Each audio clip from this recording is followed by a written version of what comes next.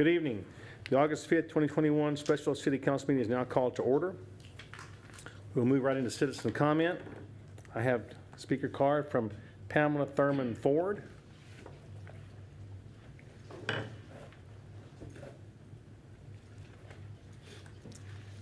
Good afternoon, everyone. My name is Pamela Thurman Ford, and I work for the University of Texas Health Northeast. We're located at 11937 U.S. Highway 271 in Tyler, Texas, 75708. And I'm before you tonight to just present to you information about a project that we're offering in this area. We are currently doing community outreach for the Gregg County area. And we have two groups that are currently going door to door providing COVID information just to heighten the awareness of our community and making sure that everyone is using precautionary measures in order to help mitigate the COVID crisis that we've been in before.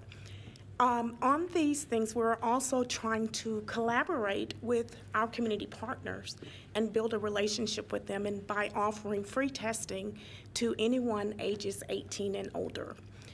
We currently we're working with the Northern District. I have a partner that works with me. His name is Pedro, and he's sitting in the back. Pedro, if you could please stand.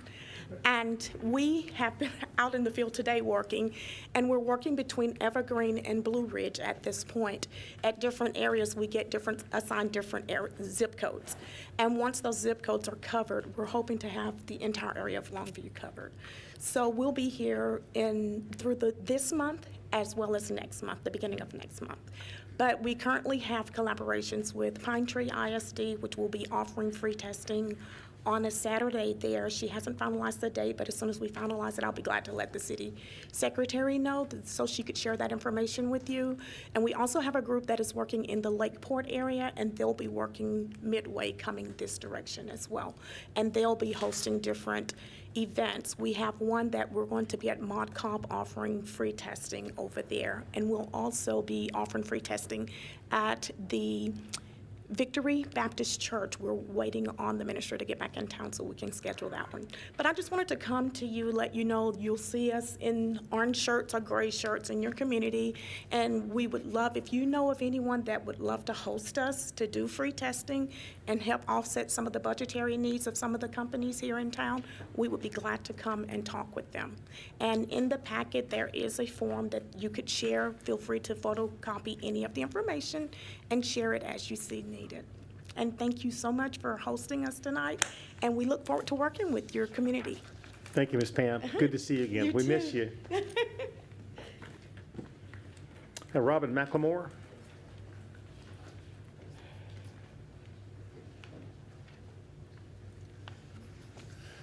Good evening, Council and Mayor, everyone that's here. Robin McLemore, 208 North Green Street, here regarding Heritage Tower. That's adjacent of Heritage Plaza. I've been trying for 2-3 months, calling people within the city about the beautification lights that are not working directly in front of the Heritage Tower senior building. That is a busy corner. Green and Neffens. I've seen 2 wrecks there, 2 police calls there. There are transit people there, sleeping right there at the Avera Bank, and it's dark. That's a problem, especially when you have that senior building there just opening up. So I've talked to, I think it was Keith O'Hara. He said that he would do whatever he does, but time waits for no one.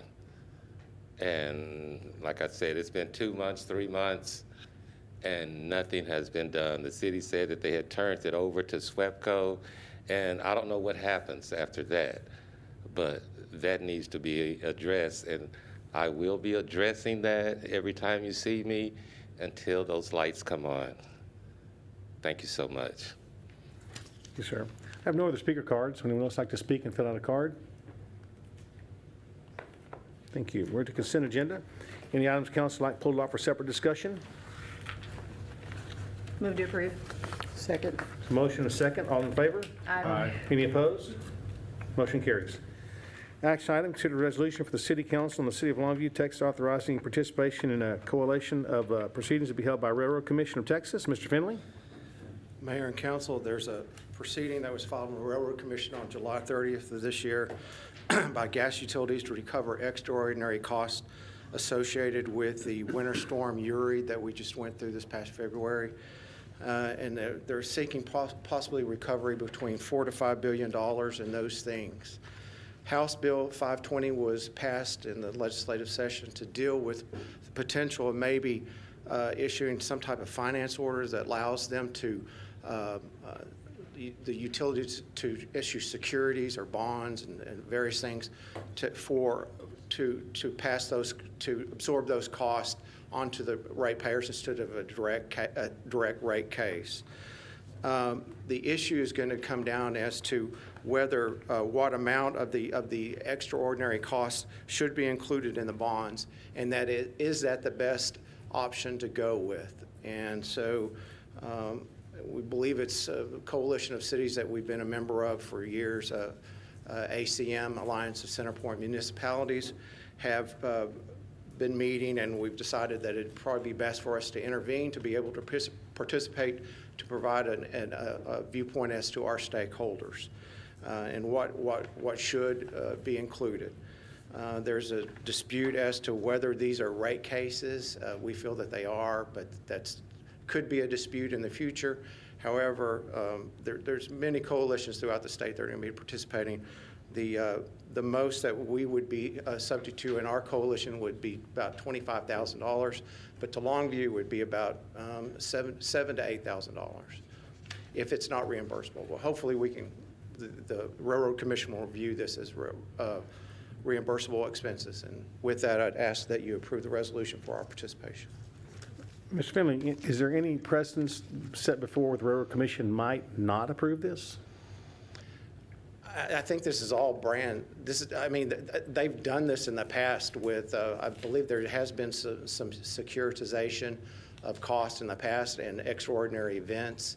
I would think, it's something that we're going to have to deal with these costs because a direct rate passage would be extraordinary. Okay. So. Very good. Any other questions, Mr. Finley? Move to approve. Second. We have a motion and a second. All in favor? Aye. Any opposed? Motion carries. Thank you, Mr. Finley. For the budget items, consider the resolution proposing the tax rate for 2021. Public hearing on this. Ms. Cohen. Thank you and good evening. In order to schedule a public hearing on the property tax rate, state statute requires a preliminary vote on that rate. The proposed rate consists of $14.59 for debt service, $41.30 for operations and maintenance, totaling $55.89, and that is not an increase from the current tax rate, total tax rate. The public hearing is set for Thursday, August 12th, here in City Hall. We also received the certified rates from the tax collector's office for the no new revenue rate and the voter approval rate. As you can tell, we expected that the no new revenue rate would be slightly less than our total property tax rate, and that was due to increased property values. But our total property rate is lower than the voter approval rate. This item does require a vote, and I can answer any questions you might have. Any questions, Ms. Cohen, on this item? Move to approve. Second. We have a motion and a second. All in favor? Aye. Any opposed? Motion carries. Thank you, Ms. Angela. We'll have a discussion on the proposed 2021-22 budget. Mr. Bonds. Thank you, Mayor and Council. I quickly want to discuss with you the official property values that Ms. Cohen has just announced. Some few minor changes we made to the budget, allow you guys to discuss it, and then we'll review our fees. So we did receive our certified values, and we originally had estimated a 4.47% overall increase. However, Gregg County came in at 3.67% over last year, and Harrison County came in at 4.19% over last year. So that caused us to reduce our property tax revenue estimation to $25,624,164, which was $246,000 less than we had previously estimated. So, but that's not going to cause us to decrease the rate. So this is the overall property tax rate. It's still $55.89 or 55.89 cents per $100 valuation. Now, since we did have an increase in the property values, we were able to, and that the debt rate is about the same as it was last year, we're able to decrease the debt rate from 15.92 to 14.59 and increase the M&O rate from 39.97 to 41.30. This is the new general fund pie chart, and you can see now that we had to decrease the property tax values, that the property tax and the sales tax are bringing in almost exactly the same amount, just a few $1,000s difference. Franchise fees and other fees as shown. So this is the general fund expenditure chart, and made no changes to that. Since the revenues are still above the expenditures, we decided that we'd propose no changes to the expenditures that we made.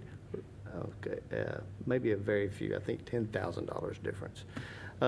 General fund budget, so beginning fund balance, this year we started at $15.66 million, generated $76.5 million in revenues and had $72.6 million in expenditures, which allowed us to increase the fund balance to $19.5 million, which will start this fiscal year, October 1, 2021. Next year, revenues projected at $78.8, expenditures $78.2, which is $526,000 will be added to the ending fund balance of $20,047,018, which is 25.61% of the expenditures. $12.218 million above the council required 10%. So good news there. Total budget changed a little bit. Of course, the general fund, we changed a little bit, and some special revenue funds. So overall, city budget, $167,103,925. Next Thursday, we'll have a public hearing on the budget, public hearing on the tax rate, hopefully adopt the budget, adopt the fee changes, have a separate vote to ratify the rate, and then the following Thursday, August 19, we'll adopt the tax rate and hear from LeadCo about their budget, and you have an opportunity to adopt their budget. So I think that's all I had to say. If you guys have any questions, be glad to entertain some discussion as well. Keith, I think we're very fortunate in the $167 million budget to only have that $246,000 discrepancy from the property tax Right. valuation. So I think we can certainly absorb that with a $12 million fund balance increase over what we're required to carry. That's fantastic budgeting by our staff and by our department chairs and our heads and our finance department and everybody involved. That's kudos to all of y'all. That's a fantastic budget coming off of a very difficult COVID year. So my hats are off to all of you all for towing the line and doing what we're supposed to do as a city staff, taking care of taxpayers' dollars the way we're supposed to do it. So I appreciate that. I look forward to the next couple meetings when we get this budget behind us. Okay. Any questions, Thank you. council and Mr. Bonds? Good job, sir. Okay. Okay, we have to take no action on that. Discussion only. We'll have a discussion of proposed 2021 fee resolutions. Mr. Bonds. Okay, made very few changes to the fees. This chart shows a few changes to our aquatic program, a few changes to the athletic field, rents, if you will, mainly adding in the turf, artificial turf designation. And next chart shows a few changes we made to some pavilion rentals and overnight parking, so pretty boring on that stuff. If you have any questions, I'd be glad Mr. Karen's here and discuss those. Any questions, Mr. Bonds or Mr. Karen, on this item? I have one other thing. We show, as we discussed last week, our last council meeting, about the garbage rates. So we went up 30 cents on commercial and residential. So commercial is now $36 a month, and residential is $17.50 a month. Yes, Are we going to continue to do recycling for the time being? we are. So that's all included in that rate? That's right. We could either suspend the recycle program or have a slight rate increase and continue the recycle program. Is that Well, correct? we're able to absorb all the increases right now with this rate. There's always a chance that that could change. Recycling is a very volatile business to be in, as you're aware right now. How's So, River City doing right now? well, That's the they're volatile busy. part of the equation. That's- That's where it gets very volatile. Yes. They're busy. They're busy. They've got large piles out there, but they're working them. So every now and then, they slow down, and it takes an hour for one of our trucks to dump, but for the most part, they're working really well.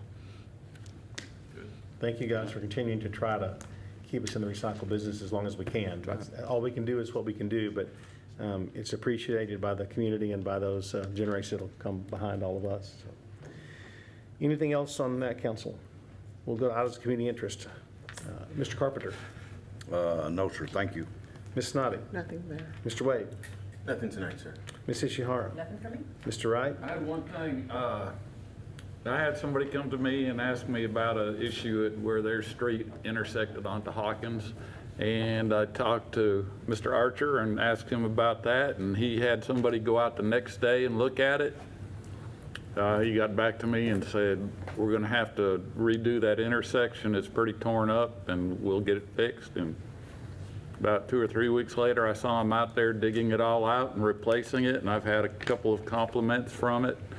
And so I'd like to thank Dwayne for good work getting that thing done just as quickly as you did. Thank you for your help on that. Mr. Purtle. Nothing for me. Mr. Bonds. Just to remind everybody that, as we are, I'm sure are aware, the COVID numbers are starting to increase. The hospitals are getting more and more cases on a daily basis, more and more ICU admissions, and we're having more and more deaths are being reported over the last number of months that we felt like we were doing pretty well. So as of now, nothing changes, but certainly if you want to be vaccinated, the vaccinations are available. That's a personal choice. If you want to do that, you certainly can have that performed on you. Continue to wear masks if you think that is the right thing to do. Social distance and wash your hands, and just be cognizant of those around you, because this Delta variant is very, very potent, 1,000 times as potent as the original virus itself. So, and it's affecting more and more young people because, as you would expect, the young people are less likely to be vaccinated than older people. So it's affecting more the unvaccinated than it is the vaccinated. So the vaccinations do appear to be helping. And even if you do catch the virus with the vaccination, it's a lesser illness. So, you know, we have to all be adults, make our own decisions, and do what's right for yourselves, but just be aware of the information so you can make an educated decision. As Keith noted in his presentation, our city council meeting schedule is a bit adjusted this month. In addition to tonight's meeting, we'll meet again on August 12th and August 19th.